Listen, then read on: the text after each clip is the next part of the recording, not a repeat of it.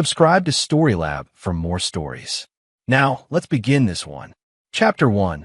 The Soldier's Home. Warren Singh moved through the Afghan compound like death itself, his suppressed M4 speaking in whispers as he eliminated the remaining hostiles. The mission had taken 18 hours longer than planned, but the high-value target was neutralized and the intelligence recovered. At 34, Warren was one of the Army's most decorated Delta Force operators, a man who'd spent the last 15 years perfecting the art of violence in service of his country. Reaper 6, this is command, crackled through his earpiece. Mission complete. RTB immediately. Warren acknowledged and began his extraction, his mind already shifting to thoughts of home.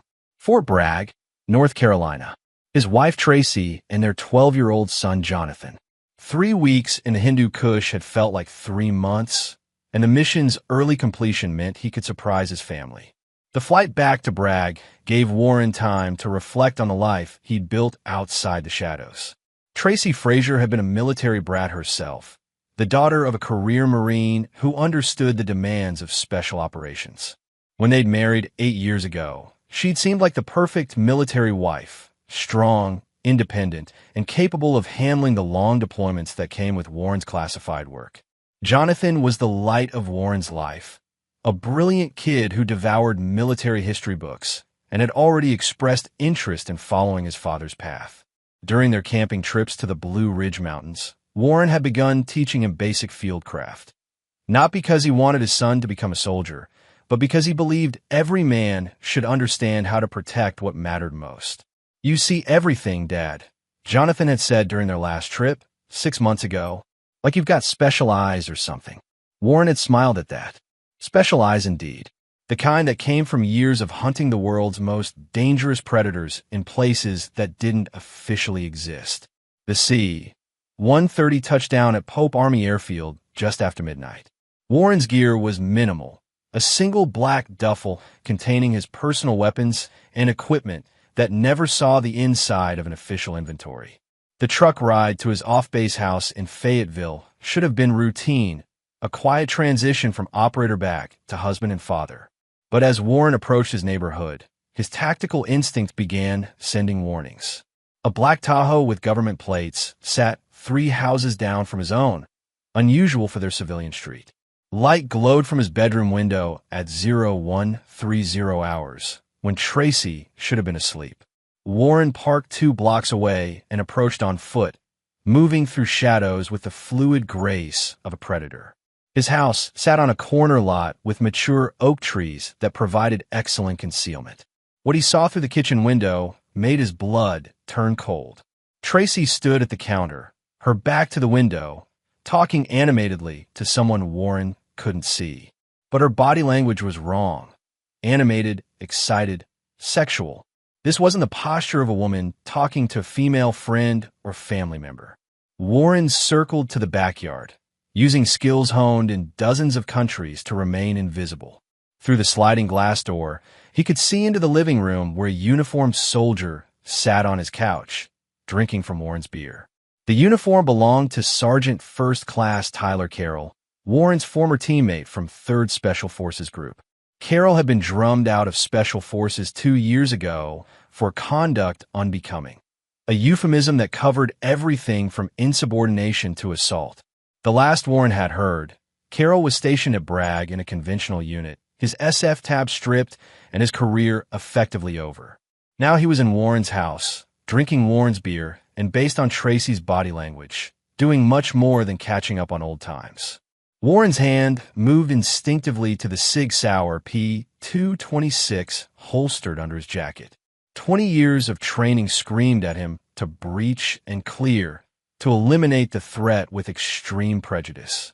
But something held him back, the need to understand the full scope of the betrayal before acting. Moving like a ghost, Warren accessed his house through the basement workshop, a space he'd soundproofed for his weapons maintenance work. The house's original blueprints, modified by Warren himself, included several features that wouldn't appear on any official records. Hidden passages, surveillance equipment, and secure storage areas that even Tracy didn't know about. From his concealed observation post behind the basement's false wall, Warren could monitor the entire house through a network of micro cameras he'd installed during the home's construction. What he saw on the feeds made him question everything he'd believed about his life. Tracy and Carol weren't just having an affair. They were conducting what appeared to be a relationship of several months' duration.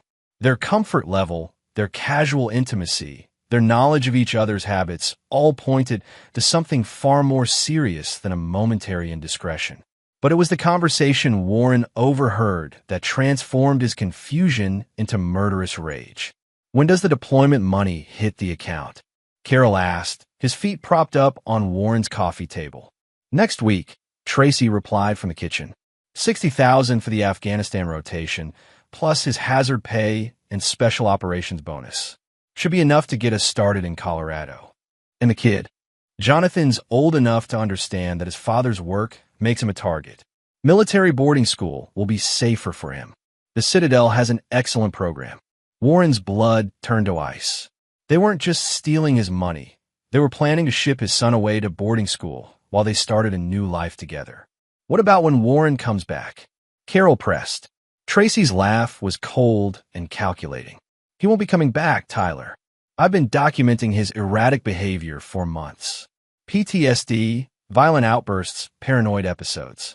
When he has his inevitable breakdown, he'll be committed for psychiatric evaluation. Military mental health facilities have such tragic suicide rates." The pieces clicked into place with devastating clarity.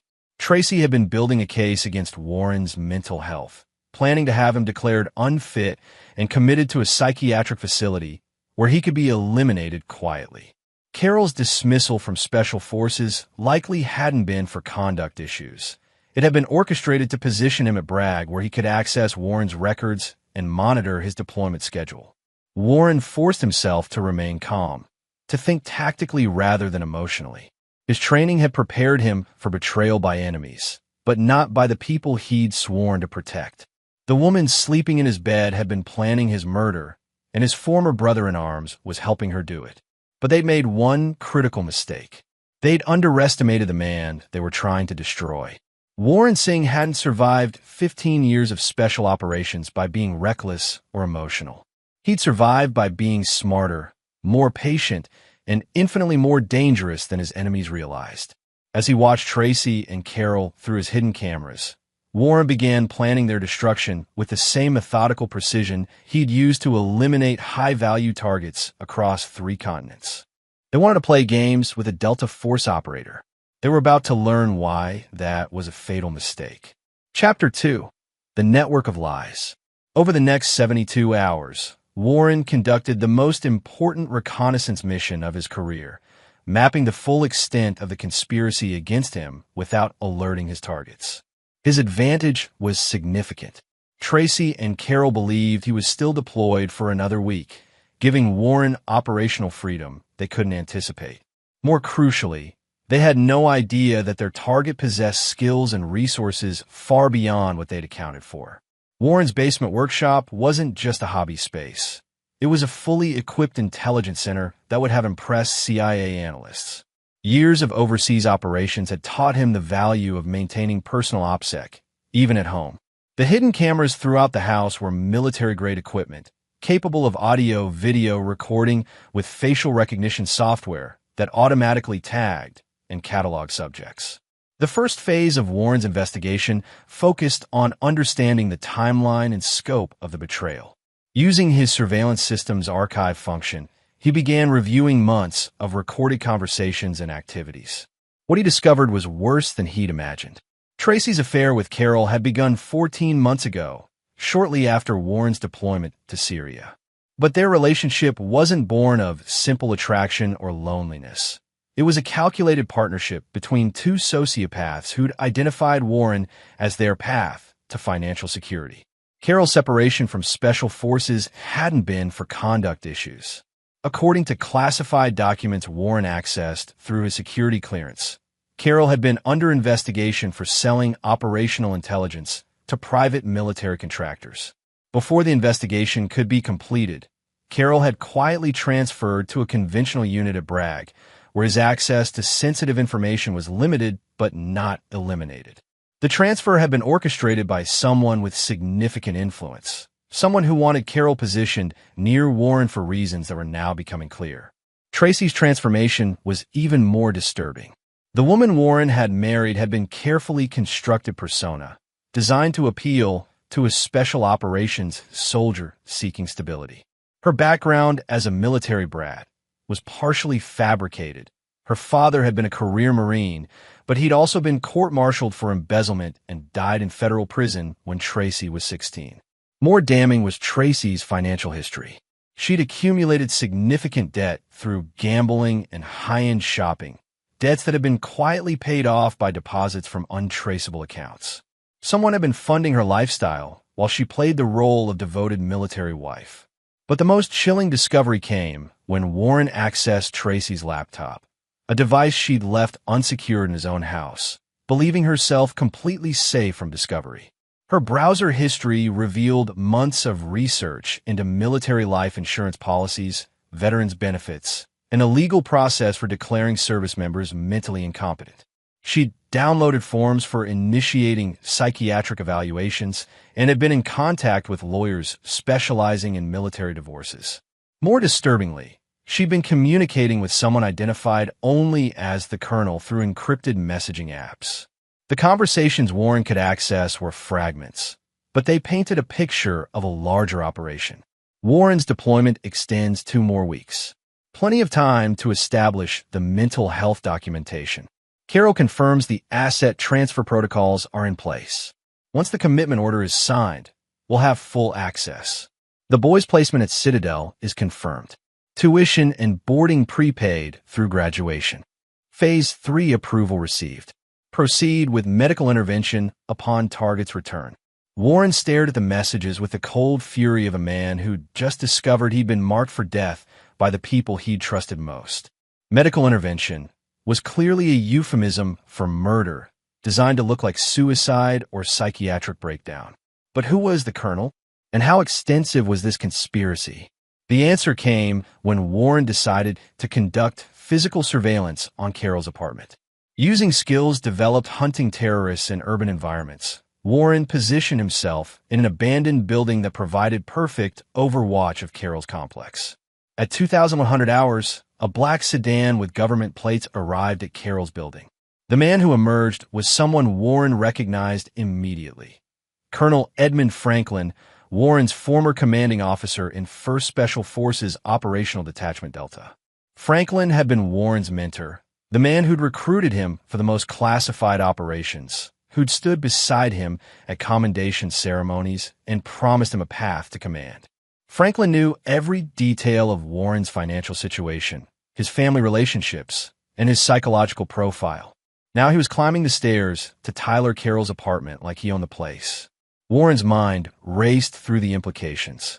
Franklin had access to Warren's deployment schedules, his mission assignments, and his personal records. If Franklin was involved, this conspiracy extended far beyond a cheating wife and a disgraced soldier. It reached into the highest levels of Special Operations Command. But why? Warren had served with distinction, had never shown signs of instability or disloyalty. What made him a target worth this level of elaborate planning? The answer came in fragments over the next day as Warren continued his surveillance. Franklin's visits to Carol became regular, and their conversations, captured through Warren's directional microphones, revealed the true scope of the operation. Singh's accumulated too much operational knowledge, Franklin explained during one recorded conversation. 15 years of black operations, exposure to classified programs that officially don't exist. The Pentagon's new security protocols require retirement of legacy assets with excessive exposure. Warren felt the world shift beneath him. He wasn't being targeted for money or personal revenge. He was being eliminated as part of a security purge. Special operations soldiers who'd been involved in the most classified programs were being systematically removed, their deaths or commitments disguised as personal tragedies or mental health crises. Tracy and Carol were just the instruments. Franklin was implementing policy from somewhere much higher in the chain of command. How many others? Carol asked. 12 so far. Singh makes 13. After him, We moved to the Navy assets, 3 SEALs with similar exposure levels. Warren's hands clenched into fists. 12 of his brothers-in-arms had already been murdered, their deaths disguised as suicides, accidents, or psychiatric breakdowns. And somewhere in Washington, bureaucrats had decided that the men who'd bled for their country knew too much to be allowed to live.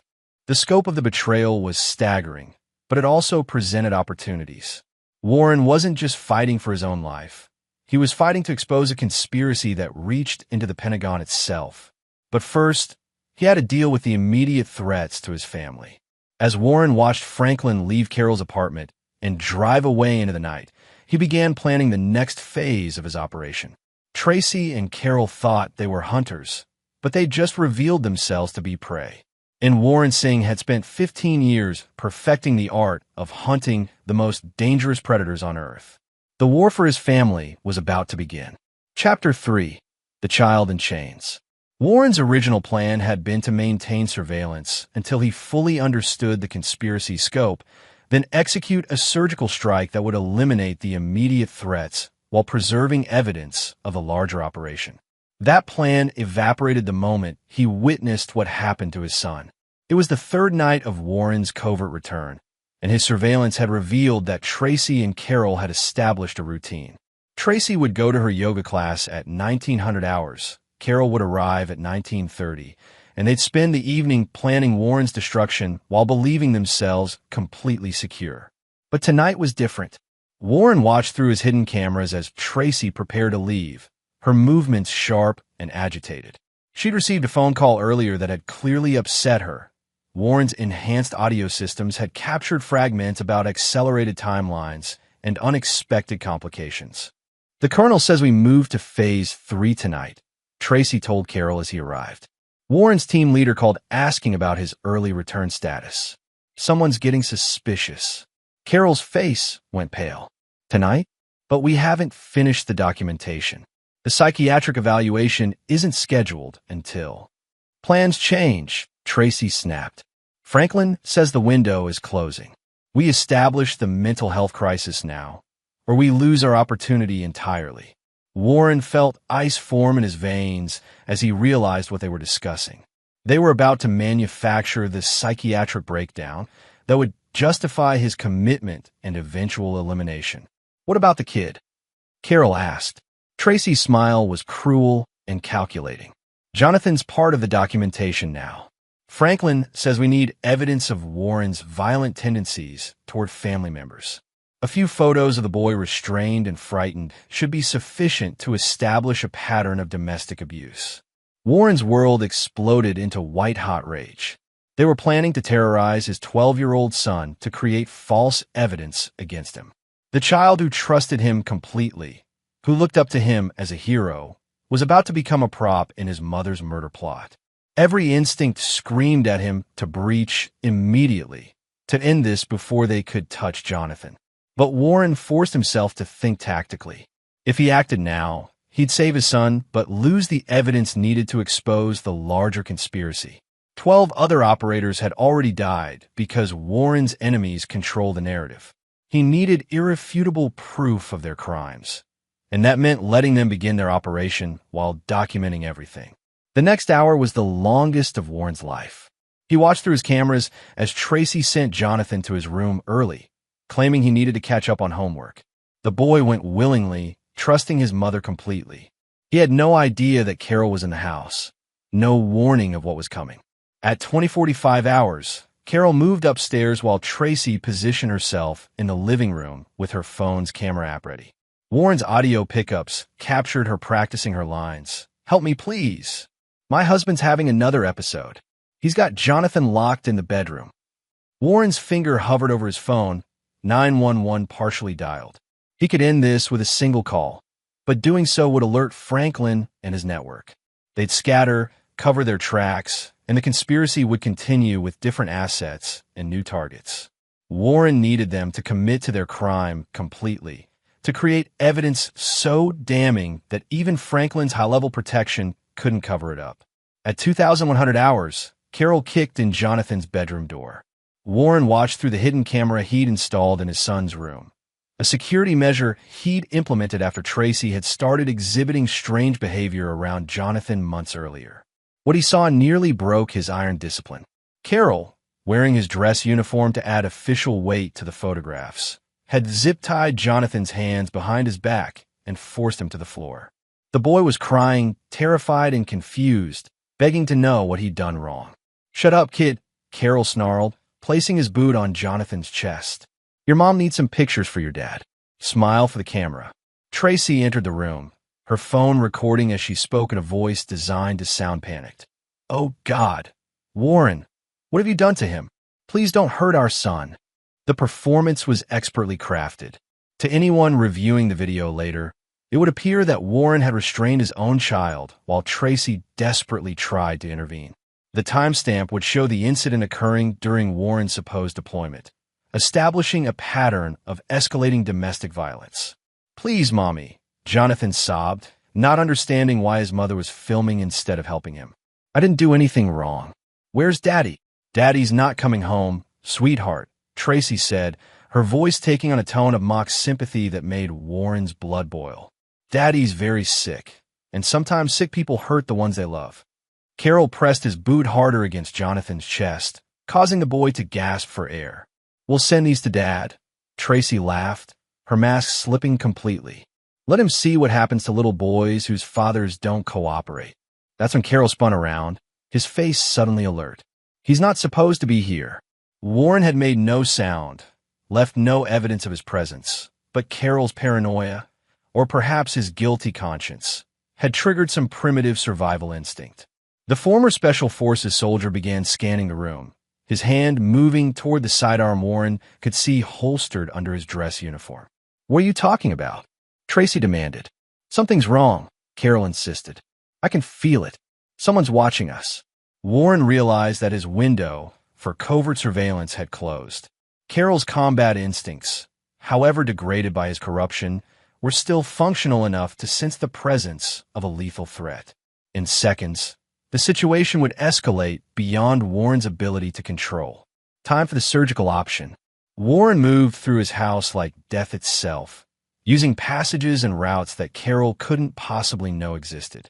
His approach was silent, invisible, and absolutely lethal in its precision. The first they knew of his presence was when Warren's voice cut through the bedroom like a blade forged in hell itself. "Take your hands off my son." Carol spun toward the voice, his hand completing its draw of his service weapon. He was fast, faster than most soldiers Warren had encountered. He wasn't faster than Warren Singh. The former Delta Force operator moved with the fluid grace of 15 years' worth of close-quarters combat experience. His hand intercepted Carol's weapon draw, twisting the soldier's wrist with enough force to snap bone and send the pistol flying across the room. Carol's scream of pain mixed with Jonathan's sobs as Warren drove his knee into the corrupted soldier's solar plexus, dropping him to the floor beside the terrified child. "Jonathan, close your eyes," Warren commanded in the calm voice he'd used to direct his son through emergency drills. "Don't look until Daddy tells you to." Tracy had frozen in shock, her phone still recording the scene that would now document her conspiracy rather than Warren's supposed crimes. Her face was pale with terror as she realized that everything she'd planned had just collapsed into nightmare. "Warren," she began, her voice shaking as she tried to reassemble her mask of innocence. "Thank God you're here. This man broke into our house and—" "Stop," Warren said quietly, his voice carrying the absolute authority of a man who'd commanded life and death situations across multiple continents. "I know everything, Tracy. The affair, the money, the conspiracy. Franklin, the other operators, all of it." Tracy's expression shifted from false innocence to calculating cunning to naked fear as she realized the scope of Warren's knowledge.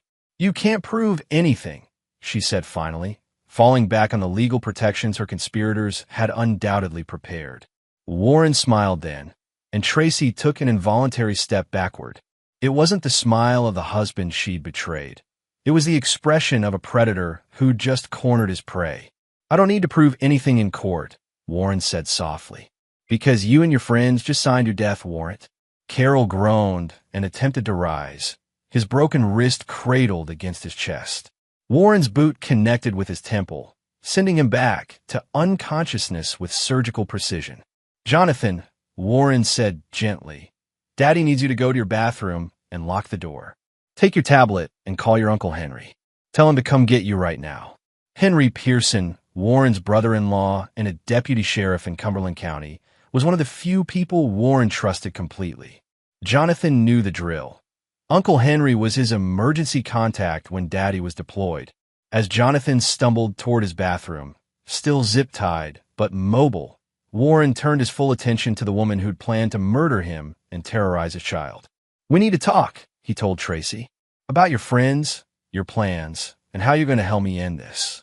Tracy's defiance crumbled completely as she saw something in Warren's eyes that she'd never noticed before. The cold, implacable gaze of a man who'd killed more people than she could imagine. "I'll tell you whatever you want to know," she whispered. Warren nodded and began cutting the zip ties from his son's wrists with a tactical knife that seemed to appear in his hand like magic. "Yes," he said quietly, "you will." The war for Warren's family had just entered its active phase. Chapter 4. The Interrogation. Warren's basement workshop had been designed for maintaining weapons and equipment, but it served equally well as an interrogation facility. The soundproofing he'd installed to muffle gunfire during weapons testing now contained Tracy's screams as Warren extracted the truth about the conspiracy that had targeted his family. Carroll remained unconscious, zip-tied to a support beam with his broken wrist already swelling to twice its normal size. Warren had deliberately avoided killing him immediately. The disgraced soldier possessed information about Franklin's network that Warren needed to map completely before beginning his elimination campaign. Tracy sat in a metal folding chair, her hands secure behind her back with military-grade restraints. The confident woman who'd planned Warren's murder had dissolved into a trembling shell, her mascara streaking down her cheeks as she realized the magnitude of her miscalculation. "Let's start with the timeline," Warren said calmly, checking his equipment with the methodical precision of a professional. "When did Franklin first approach you?" I can't," Tracy began, but her words dissolved into sobs as Warren's knife appeared in his peripheral vision. "Look at me," Warren commanded, his voice carrying absolute authority. "I've spent 15 years extracting information from terrorists who thought they were prepared to die for their cause. Every single one of them eventually told me everything I wanted to know. The only variable was how much pain they experienced before they decided to cooperate." Tracy's eyes widened as she recognized something fundamental about the man she'd married. Warren's capacity for violence had always been theoretical to her, something that happened in foreign countries to foreign enemies. Now, she was discovering that monsters didn't distinguish between foreign and domestic threats when their families were endangered. 2 years ago," she whispered. "Franklin approached me 2 years ago." Warren nodded, filing away the timeline as he prepared his next question. "How?" He said he was conducting a routine security review of operators' families. "Background checks to ensure we weren't security risks." It seemed normal. "What changed?" Tracy's composure cracked further. "He showed me photographs of you, in places you'd never told me about, doing things that—" She shuddered. "He said you'd been involved in operations that could never be acknowledged publicly, that if certain information ever became public, it would destabilize entire governments." Warren felt the pieces clicking into place. Franklin hadn't been targeting operators randomly. He'd been eliminating specific assets with exposure to what the intelligence community called zero-footprint operations. Missions so classified that even their existence was compartmentalized beyond normal security protocols. "What did he offer you?" Warren asked. "Money. A new life." He said the government was planning to eliminate operators like you anyway, as part of a security consolidation. That I could either lose everything when you disappeared, or I could cooperate and be compensated for the loss of my husband. The cold calculation in Tracy's admission filled Warren with disgust. She hadn't been coerced or manipulated. She'd been offered payment for her husband's murder and had accepted eagerly. How much? $5 million, plus Jonathan's education and a new identity in Colorado. Warren absorbed this information without visible emotion, though internally he was calculating the resources required for such an operation. Franklin wasn't working alone. This conspiracy extended to agencies with budgets measured in billions. Tell me about the other families. Tracy's face went ashen. What other families? Warren's knife moved with practiced precision, its point coming to rest against Tracy's throat without quite breaking the skin. Franklin mentioned 12 other operators. You're going to tell me about their families, what happened to them, and who participated in their elimination. I don't know about the others. Tracy sobbed. Franklin only told me what I needed to know for your case. Warren studied her face with the expertise of someone who'd interrogated hundreds of subjects. Fear and desperation were obvious, but he detected no deception in her specific claim about the other operators. Show me the recordings, Henry said finally. Warren played the audio and video files he'd captured over the past 3 days. Henry's face grew progressively more grim as he watched Tracy and Carol discuss Warren's murder with the casual tone of people planning a vacation. When the recording reached the point where Carol terrorized Jonathan while Tracy filmed for false evidence, Henry's professional composure cracked completely. "That's my nephew," he said, his voice tight with controlled rage. "They put their hands on my nephew to frame you for child abuse." "Yes," Warren confirmed. "And if we handle this through official channels, Franklin's network will be alerted. They'll destroy evidence, eliminate witnesses, and disappear into the bureaucracy. Jonathan will spend the rest of his life as a target, and more operators will die." Henry stared at his restrained sister, seeing her clearly for the first time in years. Tracy had always been ambitious and materialistic, but he'd never imagined her capable of such calculated evil. "What are you asking me to do?" Henry asked. "I'm asking you to trust me to handle this the way it needs to be handled," Warren replied. "Some threats can't be resolved through the justice system, Henry. Some enemies have to be eliminated." Henry understood the implications immediately. Warren wasn't talking about arrests and trials. He was talking about summary execution of everyone involved in the conspiracy. "Warren, I'm a cop. I can't just—" "You're also a Marine," Warren interrupted, "and a father. If someone targeted your kids the way they targeted Jonathan, what would you do? Follow procedures? Or protect your family?" Henry had 2 daughters of his own, 8 and 10 years old. The thought of anyone terrorizing them the way Carol had terrorized Jonathan filled him with murderous fury. But 20 years of law enforcement had also taught him the importance of evidence and due process. "There has to be another way," Henry said. "Federal authorities, internal affairs, someone who can investigate this properly." Warren shook his head. "Franklin's conspiracy reaches into the Pentagon, Henry. The people who authorized this program outrank everyone you could possibly contact. And while you're following proper channels, they'll be eliminating witnesses and covering their tracks." To emphasize his point, Warren played another recording, one he'd captured just hours earlier. Franklin's voice was clear and unmistakable. "Singh's situation requires immediate acceleration. Our contact in the Pentagon says congressional oversight is asking questions about operator mortality rates. We need to close this file tonight." "Jesus," Henry whispered. "They're moving against you right now." "Which means we have hours, not days," Warren confirmed. "Franklin's team will realize something's wrong when Carol misses his next check-in. Once they do, they'll either abort and disappear, or they'll escalate to direct action." Henry's tactical training kicked in as he considered the possibilities. If Franklin's network included active military personnel and federal agents, they had resources that could overwhelm local law enforcement. More importantly, they had the authority to operate with official sanction. "If you're right about the scope of this conspiracy," Henry said slowly, "then Jonathan's not safe anywhere in the country. They'll hunt him down eventually. Unless we eliminate the threat completely," Warren agreed. "All of it. Franklin, his network, and whoever authorized this program in the first place." Henry stared at Tracy and Carol, his cop's instincts warring with his family loyalty and his Marine training. Everything Warren had told him was supported by overwhelming evidence. The threat to Jonathan was real and immediate. and the official channels Henry trusted had been corrupted by the very people he'd normally turn to for help. "What do you need from me?" Henry asked finally. Warren's expression shifted to one of grim satisfaction. "I need you to arrest Tracy and Carol on charges of child endangerment and conspiracy. That gives us legal justification for holding them while we extract intelligence about Franklin's network. And then we use that intelligence to identify and eliminate every person involved in this conspiracy, starting with Franklin himself." Henry nodded slowly, understanding that he was crossing a line that would fundamentally change his relationship with law enforcement forever. "One condition," he said. "We do this smart. No unnecessary casualties, no collateral damage. We're going after specific targets who've earned what's coming to them." "Agreed," Warren said.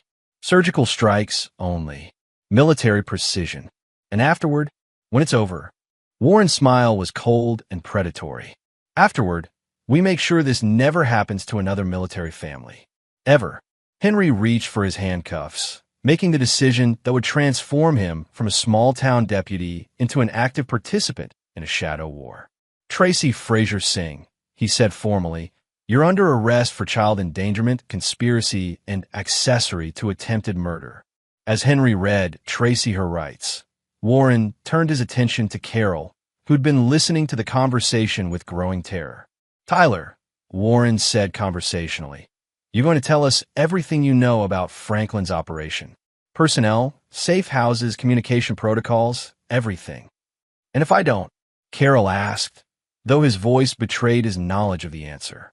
Warren's smile was the expression of a predator who'd already tasted blood. "Then you'll discover what I learned about persuasion techniques during 15 years of hunting terrorists," Warren replied, "starting with some very creative applications of the tools in my workshop." Carol looked around the basement, noting the array of weapons, electronics, and precision instruments Warren had accumulated over his career. "What do you want to know?" he asked quietly. Warren pulled out a digital recorder and set it on the workbench. "Everything," he said simply. From the beginning, the interrogation that followed would provide Warren with the intelligence he needed to plan the systematic destruction of Colonel Franklin's conspiracy. Phase 5 was about to begin. Chapter 6, The Network Unveiled. Over the next 6 hours, Tyler Carroll provided Warren with a complete breakdown of Colonel Franklin's operation, a shadow network that extended far beyond what Warren had initially imagined. The program, codenamed Sunset Protocol, had been authorized at the highest levels of the Pentagon as a response to congressional inquiries about special operations accountability. Too many veterans of classified programs had begun talking to journalists, writing memoirs, or developing drinking problems that loosened their tongues in civilian bars. "It started as a monitoring program," Carroll explained, his broken wrist cradled against his chest as Warren recorded his confession. "Franklin was supposed to identify operators who might become security risks and recommend them for enhanced psychological support." "When did it become a killing program?" Warren asked. "About 18 months ago. Some senators started asking questions about black budget allocations and wanted to interview veterans from specific operations. Franklin's bosses decided the only way to maintain operational security was to eliminate sources of potential leaks." "What about Carroll? How did he get involved?" "Franklin recruited him," Tracy admitted. "Tyler was angry about losing his Special Forces tab. He blamed you and the others for not standing up for him when he was under investigation." "Investigation for what?" "Selling information to private military contractors." But Tyler said it was just consulting work, that everyone did it. Warren felt a surge of cold fury. Carroll had indeed been selling classified information, but instead of accepting responsibility for his betrayal, he'd blamed his former teammates for not covering for him. When was the plan supposed to be executed? Tonight was supposed to be the psychiatric documentation. Next week, when you returned from deployment, Franklin would arrange for you to have a breakdown during your debrief. Military psychiatrists would commit you to Walter Reed for evaluation, and then you'd have an accident or suicide. Franklin said military psychiatric facilities have high rates of both. Warren stepped back, his mind processing the full scope of their plan. It was sophisticated, multi-layered, and designed to appear completely legitimate to outside observers. A decorated veteran, struggling with PTSD from classified operations, suffers a breakdown and takes his own life in a secure facility. Tragic, but not uncommon. The plan's sophistication implied significant institutional support. This wasn't a rogue colonel acting alone. This was an officially sanctioned program operating under the cover of mental health intervention. A groan from Carol interrupted Warren's analysis. The disgraced soldier was regaining consciousness, his head rolling from side to side as he fought through the concussion Warren had given him. "Good," Warren said quietly. "Now we can get the rest of the story." Carol's eyes focused gradually, taking in his restraints, Tracy's terrified condition, and Warren's calm preparedness. Unlike Tracy, Carol had enough combat experience to recognize the tactical situation immediately. "You're fucked, Singh," he said with the false bravado of a man trying to convince himself he still had options. "Franklin knows I'm here. When I don't report in, he'll send backup." Warren smiled and pulled out his phone, showing Carol the screen. "You mean this report?"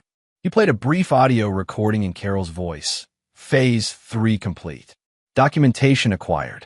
Target will be ready for commitment upon return. Carol's face went white as he realized Warren had used his unconsciousness to record a fake status report in his own voice. "Franklin thinks you're still on schedule," Warren explained, "which means we have until your next check-in to extract everything you know about his operation." "I'm not telling you shit," Carol snarled. Warren's expression didn't change, but something in his eyes made both Tracy and Carol recoil instinctively. "Tyler," Warren said conversationally, "in Afghanistan, I once spent 6 days extracting information from a Taliban commander who'd been trained by former Soviet interrogators.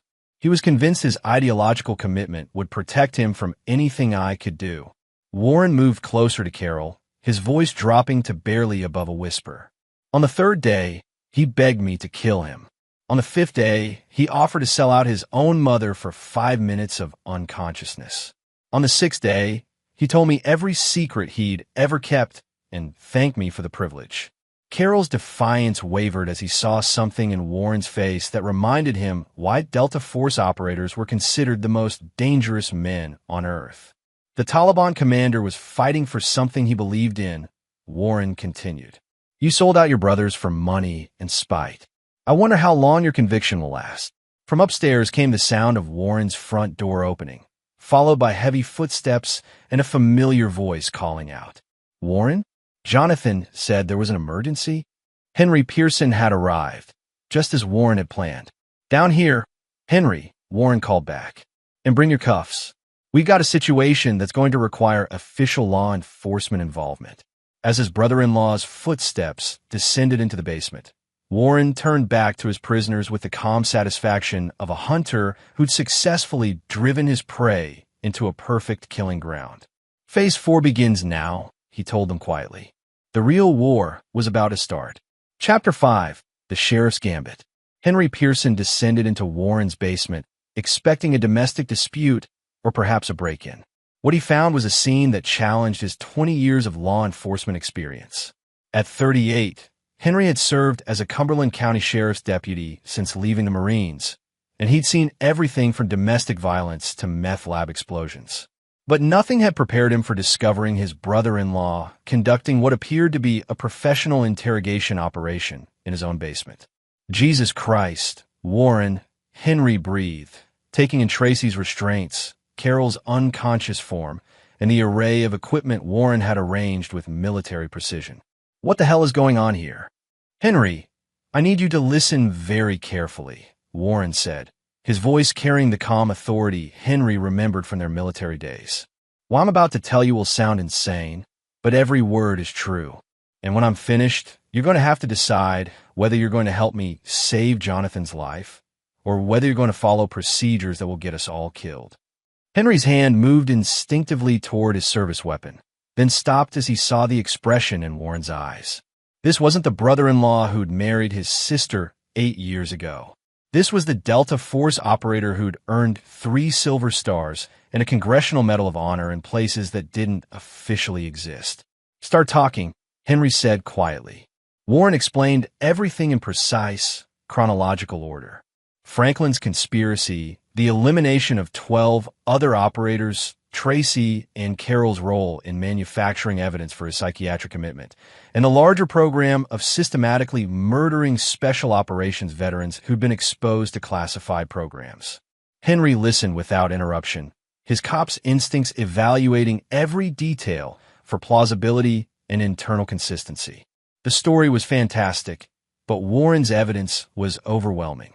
The recorded conversations, the financial records, the timeline of Tracy's behavioral changes, it all fit together with the horrible logic of a perfectly planned conspiracy.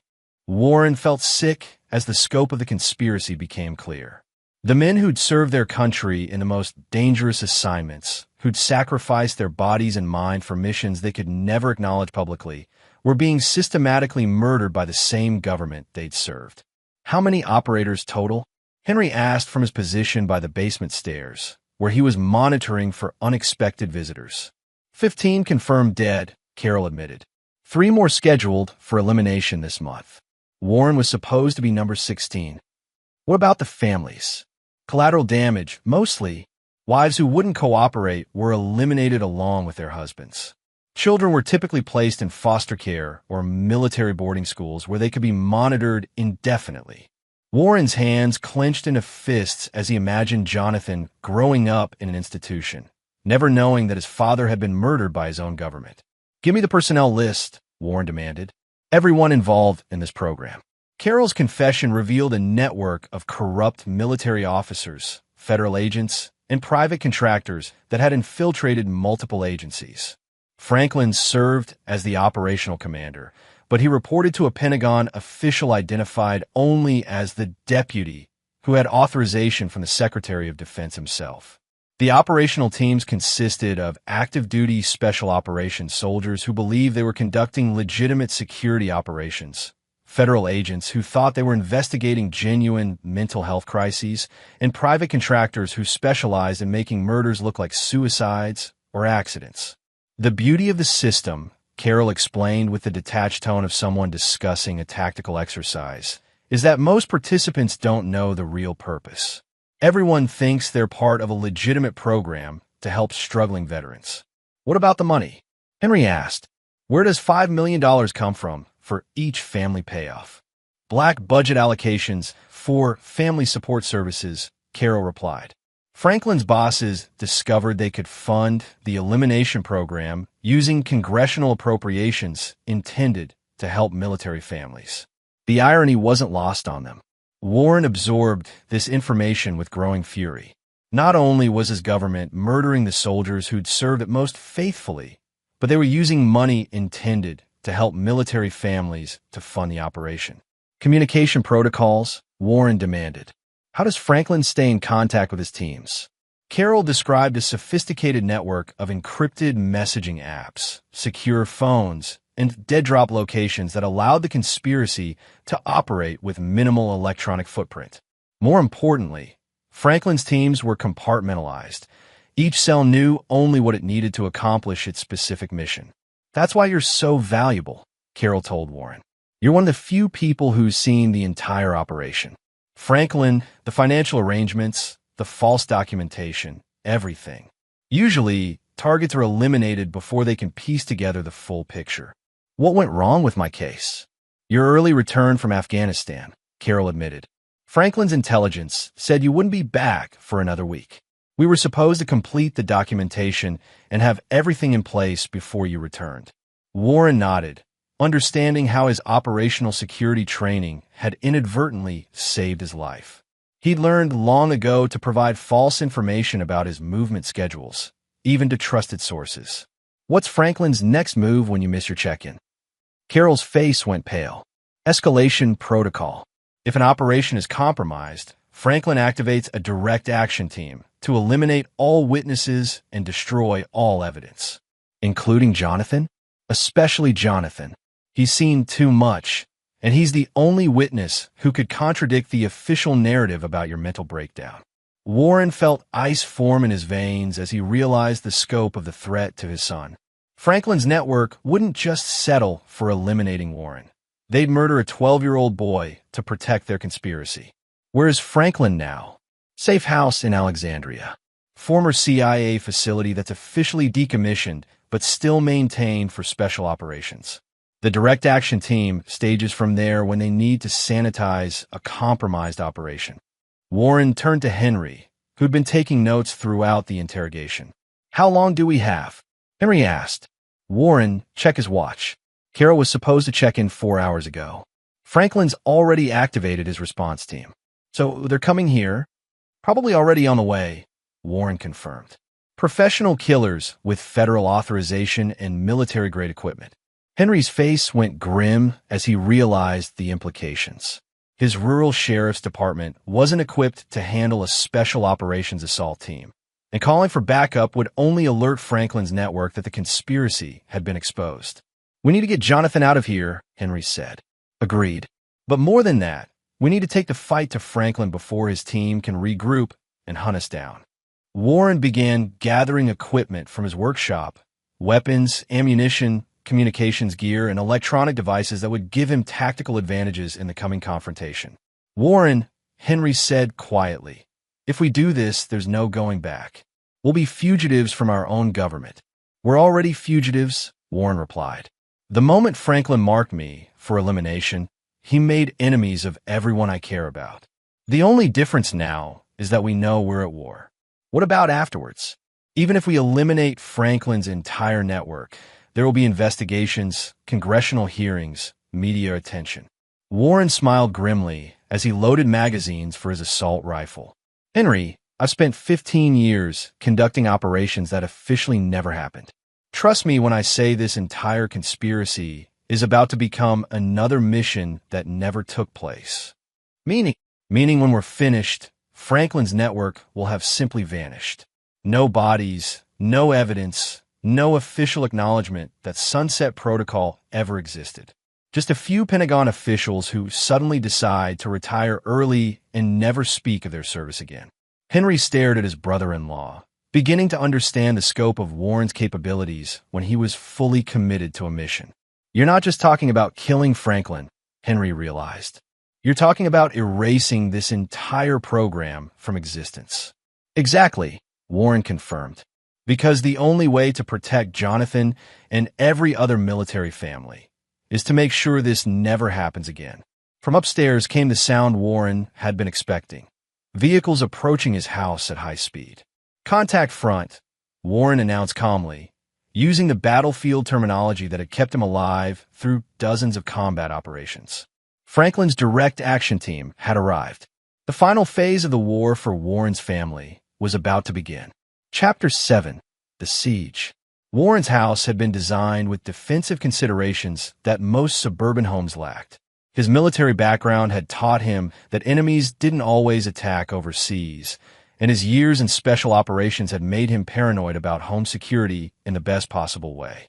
The approaching vehicles, 3 black SUVs with government plates, found themselves confronting a structure that had been subtly fortified over 8 years of gradual improvements. Reinforced door frames, bulletproof glass on ground floor windows, and sightlines that favor defenders over attackers. Henry, get Jonathan and Tracy upstairs to the safe room, Warren commanded as he activated his home defense systems. Carol stays with me. Safe room, Henry asked. Master bedroom closet behind the false wall. Reinforced concrete, independent air supply, communication equipment. Jonathan knows the entry code. Warren had built the safe room after his first deployment to Afghanistan, when he'd realized that his family needed protection even when he wasn't there to provide it.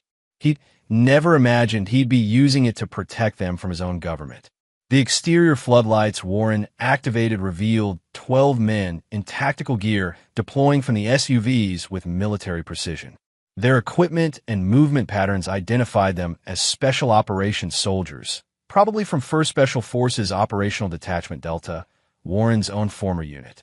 Fuck, Warren muttered, recognizing the bitter irony of facing his own brothers in arms. Franklin's operational security was even more sophisticated than Warren had realized. He was using active-duty Delta Force operators who believed they were conducting a legitimate counterterrorism operation. Warren's encrypted radio crackled to life with a familiar voice. Warren Singh, this is Major Jared Bishop, Delta Force. You are surrounded by federal agents conducting a mental health intervention under authority of the Secretary of Defense. Exit the structure with your hands visible and no one will be harmed. Bishop. Warren recognized the name, a rising star in Delta Force who'd earned his reputation in Iraq and Syria. A good soldier, following orders he believed were legitimate. With no idea, he was participating in a conspiracy to murder his own teammate. Warren keyed his radio. Jared, this is Singh. Check your mission briefing against reality. I'm not having a mental health crisis. I'm being framed for assassination by Colonel Franklin and a network of traitors who've been killing our brothers for 18 months. Negative, Singh. You've taken hostages and made threats against federal agents. This ends now. Warren realized that Franklin's people had briefed Bishop's team with a completely fabricated story. They probably believed Warren had kidnapped his own family and was threatening to harm them unless his imaginary conspiracy claims were investigated. Jared, listen to me, Warren transmitted. How many operators from your old unit have died in the past 2 years? Miller, Jackson, Rodriguez, all listed as suicides or accidents, right? All of them involved in classified operations that officially never happened. There was a long pause before Bishop responded, and Warren could hear uncertainty creeping into his voice. That's classified information, Singh, because Franklin's been murdering them systematically, the same way he tried to murder me tonight. Check your casualty reports against the operational history database. Look for patterns. Another pause, longer this time. Warren could imagine Bishop consulting with his team leaders, beginning to question the mission briefing that had brought them here. But Franklin's conditioning had been thorough. When Bishop's voice returned, it carried the flat tone of someone following orders regardless of personal doubts. You have 30 seconds to exit the structure, Singh. After that, we breach. Warren smiled grimly. He'd trained Bishop's generation, had taught them the tactics they were about to use against him. But they'd learned those tactics from textbooks and training exercises. Warren had perfected them in real combat against enemies who fought back with equal skill and desperation. Henry, Warren called upstairs. Are you in position? Safe room secured. Henry's voice came back. Jonathan's terrified, but safe. Good. This is about to get loud. Warren positioned Carol where Bishop's team could see him through the windows, not as a human shield, but as evidence of the conspiracy they were unwittingly protecting. If Warren could force them to question their mission parameters, he might avoid having to kill soldiers who were following orders they believed were legitimate. The breach came exactly 30 seconds later, executed with textbook precision that Warren had to admire even as he prepared to counter it. Flashbang grenades through the lower windows, simultaneous entry through front and rear doors, and overlapping fields of fire that should have overwhelmed any defender. Should have. Warren had spent 8 years planning for exactly this scenario, and his house had been prepared accordingly. The flashbangs detonated in rooms he'd abandoned, their disorienting effects wasted on empty space. The entry teams found themselves in what appeared to be a normal suburban home, but was actually a carefully designed killing ground. The first soldier through Warren's front door stepped on a pressure plate that activated lights Warren had positioned to blind rather than illuminate. The man's night vision equipment, calibrated for darkness, overloaded instantly, leaving him effectively blind for the crucial seconds Warren needed. Warren's suppressed rifle spoke once, sending a subsonic round through the soldier's body armor with surgical precision. The shot was non-lethal but incapacitating, a technique Warren had perfected for hostage rescue operations where minimizing casualties was paramount. The second soldier through the door reacted with admirable speed, but Warren had already moved to his next firing position using routes through his house that the attacking team couldn't anticipate. Sniper down, the soldier reported. Target has advanced defensive positions. Warren keyed his radio. Jared, you're assaulting a prepared position defended by someone who helped write your training manual. How many of your boys do you want to lose before you start asking real questions about your mission briefing? Stand down, Singh. We don't want to hurt you. Then stop trying to kill me and start investigating the people who sent you here. Warren's next shots were even more precise, disabling 2 more soldiers with wounds that would require medical attention but weren't life-threatening. He could have killed all of them easily, but these men were his brothers in arms, however misguided their current mission. The attacking team withdrew to regroup, carrying their wounded comrades to safety while maintaining perimeter security. Warren used the pause to check on his family and reassess his tactical situation. Henry, status report. We're secure up here. Tracy's crying. Jonathan's asking if you're going to be okay. And I'm trying to figure out how you learned to fight like this. 15 years of practice, Warren replied grimly. How much ammunition do you have? Full loadout. 60 rounds, plus my backup weapon. Good. This isn't over. Warren's radio crackled with Bishop's voice again, but this time the major sounded less certain about his mission. Sing, I've been reviewing our casualty reports. The pattern you mentioned, it's real. Too many good operators dying in circumstances that don't add up. Because Franklin's been eliminating anyone who could expose the programs we've been involved in, Warren confirmed. Check his personnel file, Jared. Look at who authorized this operation and why. Warren could hear heated conversation in the background of Bishop's transmission. Team leaders questioning their orders, consulting with higher authority, trying to reconcile their mission briefing with the evidence Warren had presented. Singh, I need you to surrender and come in for the briefing. If what you're saying is true, we'll investigate it through proper channels. Warren laughed bitterly. Proper channels led to 12 dead operators, Jared. Franklin's network controls the proper channels.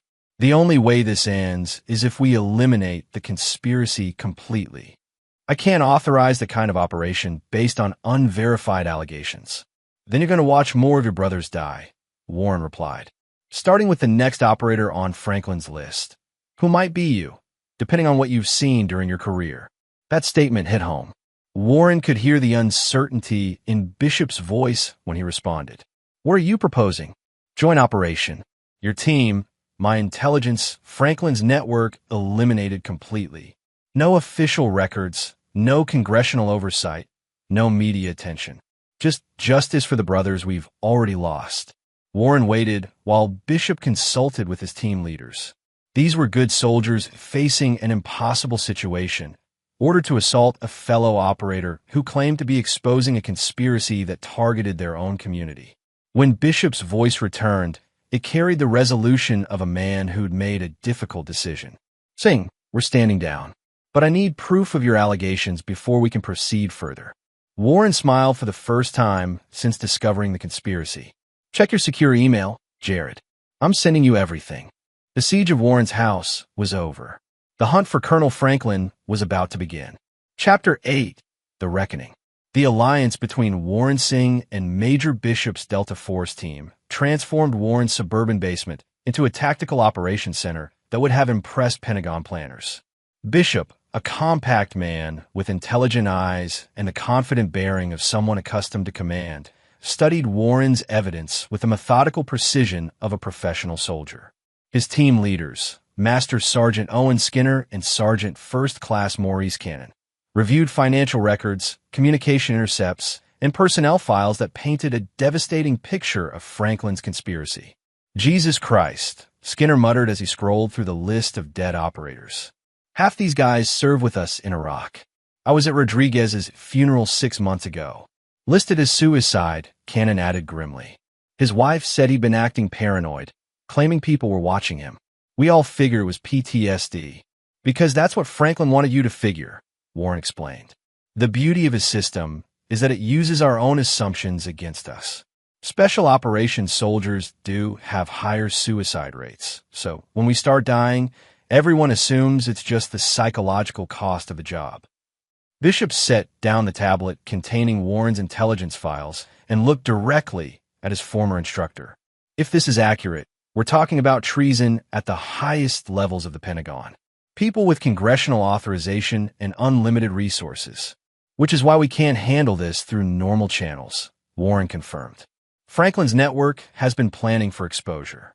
They have contingencies, escape routes, and enough official protection to survive any conventional investigation.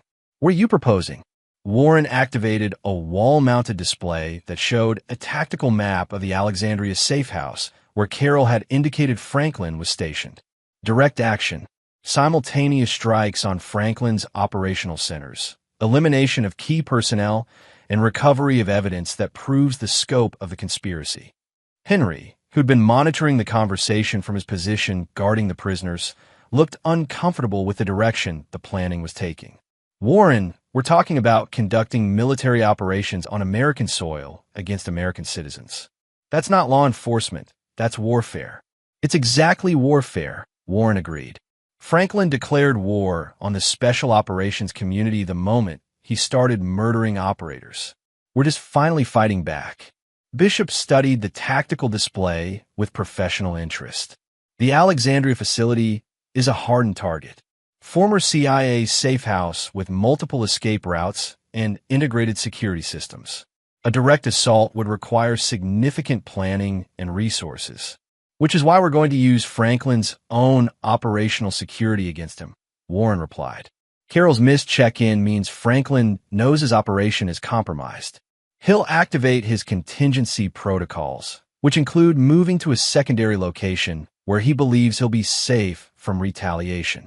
Warren manipulated the display to show a second facility, a remote compound in rural Virginia that appeared to be a corporate retreat center. Blackwood Executive Solutions, Warren explained. Franklin's private military contractor, established 2 years ago as a front for Sunset Protocol operations. It's where he'll run to when he realizes his conspiracy is exposed. How do you know that? Cannon asked.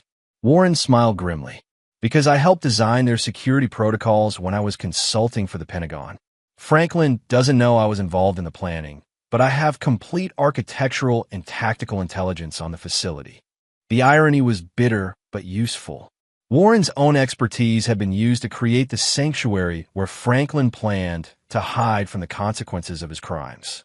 Timeline, Bishop asked. Franklin will move tonight once he realizes Carroll isn't responding to communication attempts. We need to be in position before he arrives, and we need to ensure no one escapes to continue the program under different leadership. Warren highlighted specific buildings within the Blackwood compound, explaining the defensive positions and escape routes that Franklin's team would rely on during a siege.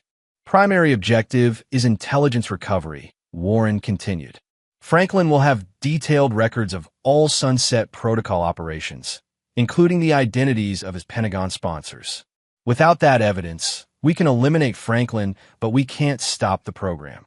Secondary objectives? Complete elimination of all personnel associated with Sunset Protocol. No survivors, no witnesses, no possibility of the program continuing under new leadership. Henry stepped forward, his expression troubled. Warren, you're talking about murder. Premeditated, organized murder of American citizens. I'm talking about the execution of traitors who've been murdering American soldiers, Warren corrected. These people aren't citizens. They're enemy combatants who happen to carry American passports. Bishop nodded slowly, recognizing the moral framework that Warren was applying. In special operations, the distinction between citizen and enemy was defined by actions rather than nationality. Rules of engagement, Bishop asked. Anyone at Blackwood tonight is part of the conspiracy, Warren replied. Franklin doesn't bring civilians to his operational planning sessions. Everyone in that compound has participated in the murder of American soldiers. What about official authorization? Warren's smile was cold and predatory. Bishop, for 15 years we've conducted operations that officially never happened. Tonight's mission will be another one that never took place. The planning session continued for another hour, with Warren and Bishop's team developing a comprehensive assault plan that would allow them to neutralize Franklin's conspiracy completely.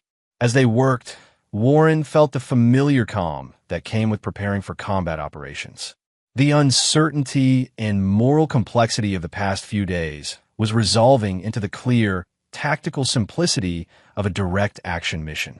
Franklin and his network had made the mistake of targeting Warren's family while believing they could control the narrative of his response. They'd planned for official investigations, legal challenges, and media attention.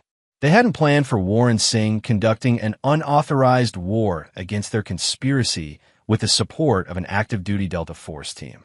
Final equipment check in 30 minutes, Warren announced. We launch at 2,200 hours. As his allies prepared their weapons and reviewed final mission details, Warren took a moment to call upstairs and check on Jonathan. "Hey, buddy," he said gently when his son answered the secure phone in the safe room. "How are you holding up? Are the bad people gone, Daddy?" "The ones who were here are gone. But there are more bad people who want to hurt our family, so Daddy has to go stop them. Will you be okay?"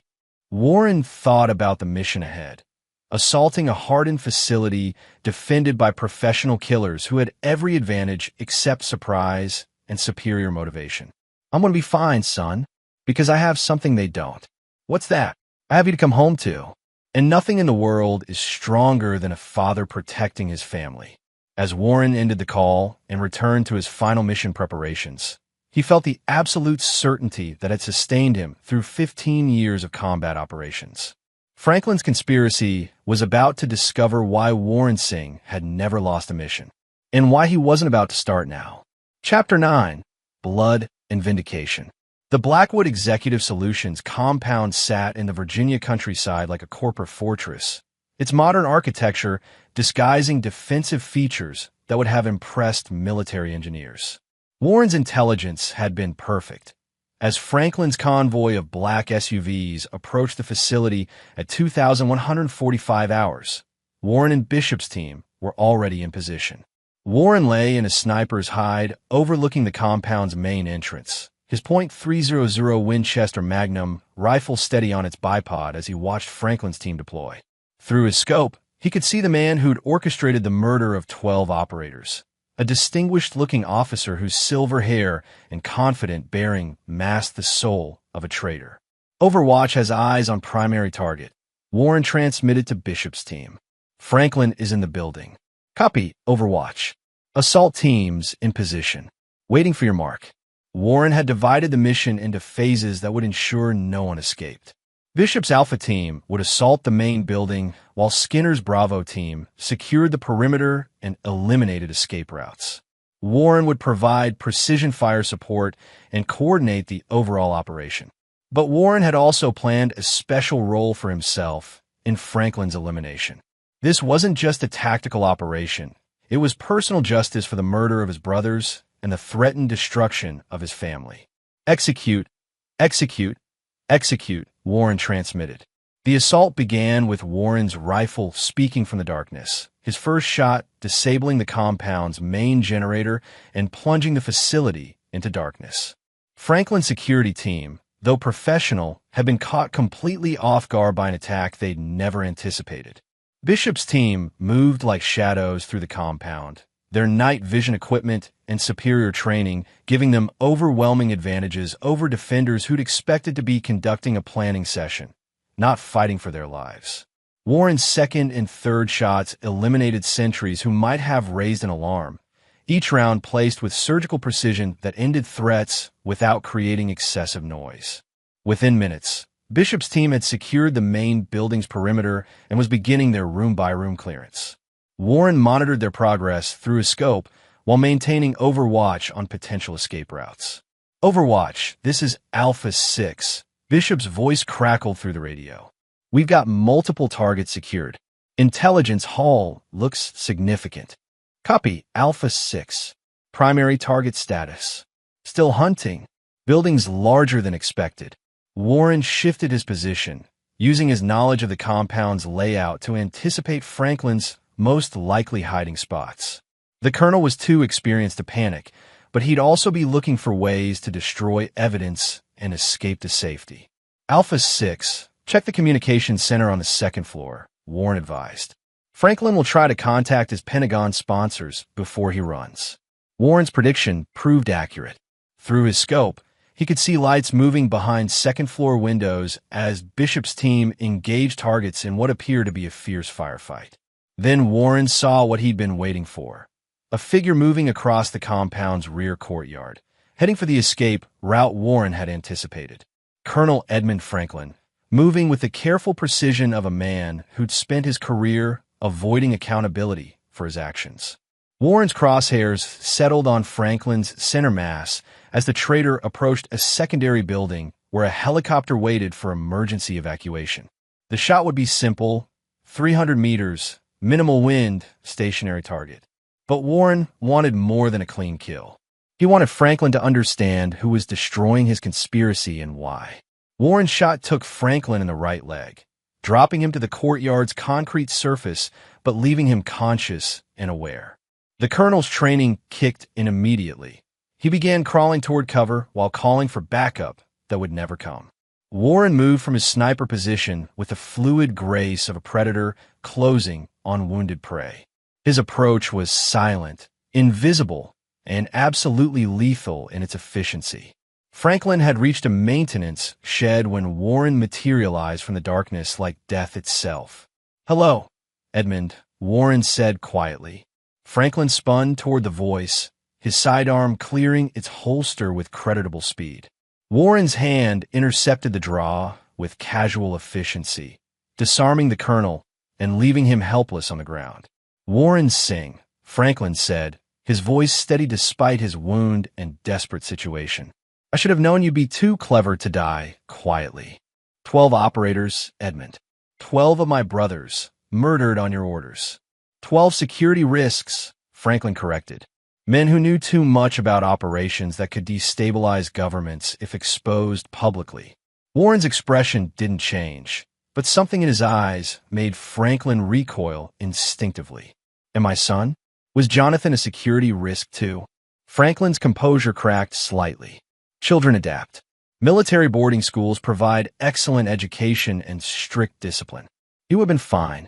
You terrorized a 12-year-old boy to manufacture evidence against his father.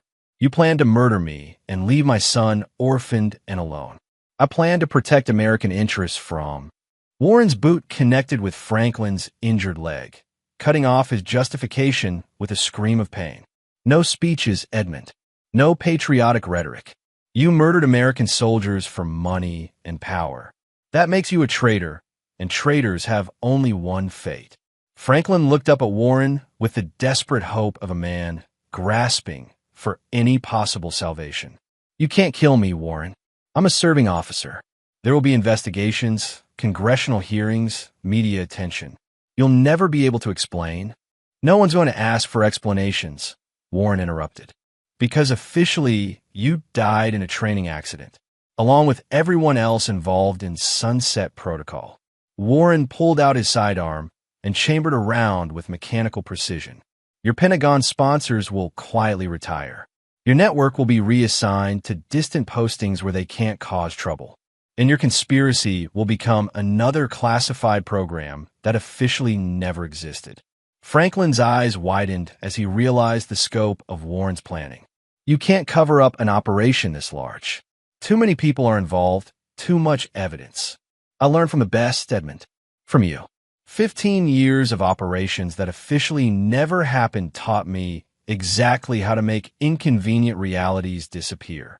Warren's radio crackled with Bishop's voice. "Overwatch, this is Alpha 6.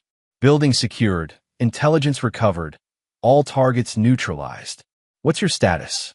"Primary target secured," Warren replied. "Beginning final phase." Franklin looked up at Warren with the desperate calculation of a man who'd spent his career manipulating others through fear and leverage. "Warren, if you kill me, you'll never know how deep this goes. The Pentagon sponsors the congressional authorization, the international connections. There are layers to this conspiracy you haven't even imagined." Warren considered this for a moment, then smiled with cold satisfaction. "Edmund, I recovered your computer files 20 minutes ago. I know about Senator Durham's committee, Defense Secretary O'Donnell's authorization, and the CIA liaison who's been coordinating with foreign intelligence services. I even know about the Swiss bank accounts and the planned expansion to target Navy SEALs." Franklin's face went ashen as he realized Warren had been several steps ahead throughout the entire operation. "You see, the difference between us is that I never underestimated my enemies," Warren continued. But you made the mistake of treating me like just another target instead of the predator who trained most of the people trying to hunt him. Warren raised his weapon, his expression calm and professional. "This is for Jonathan," he said quietly.